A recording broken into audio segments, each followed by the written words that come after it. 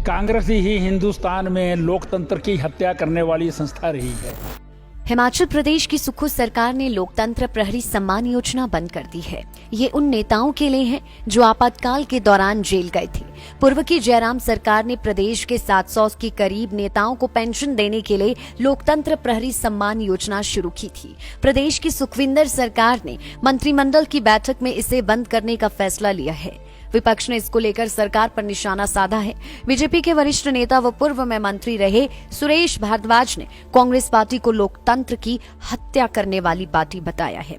सुरेश भारद्वाज ने कहा कि कांग्रेस हिंदुस्तान में लोकतंत्र की हत्या करने वाली संस्था है। 1975 में देश में इमरजेंसी लगाकर तत्कालीन प्रधानमंत्री इंदिरा गांधी ने लोकतंत्र का गला घोंटा था।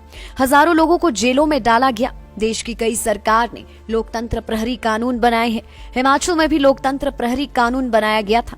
जब ये कानून बना तो कांग्रेस ने इसका कोई विरोध नहीं किया, लेकिन अब जनता का ध्यान गारंटियों से हटाने के लिए इस तरह के काम सरकार कर रही है। कांग्रेस ने लोकतंत्र को खत्म करने का काम किया है। कांग्रेस पार्टी के अध्यक्ष भी 10 जनपद के रहमो करम पर है। कांग्रेस पार्टी के अंदर भी लोकतंत्र नहीं बचा है। लोकतंत्र प्रहरी अधिनियम को समाप्त करना कांग्रेस का लोकतंत्र विरोधी काम है।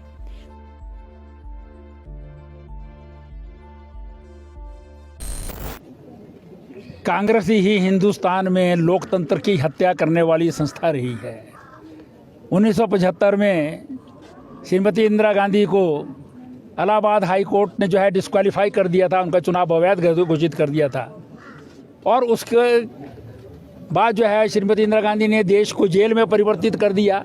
यहाँ पर इमरजेंसी लगा दी, लाखों लोगों को जेलों के शीशों के पीछे जो है बंद कर दिया। यहाँ पर जो है जिस प्रकार का तशद्दुद हुआ, जिस प्रकार का जो है वो प्रेस का गला घोंटा गया, प्रेस को जो है वो समाप्त कर दिया। कोई खबर आप नहीं दे सकते थे, जैसे आप मेरे से रिएक्शन पूछ रहे हैं, ना आप पूछ सकते थे ना मैं बोल सकता था उसमें।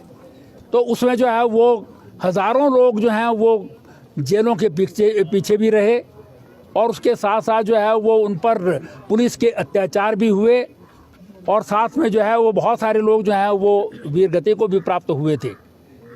उसमें जिन लोगों ने सफ़र किया था उनके लिए सारे देश के बहुत सारी सरकारों में जो है वो लोकतंत्र प्रहरी जो है वो कानून बने हुए हैं, और वहाँ पर वो सम्मान निधि देते हैं।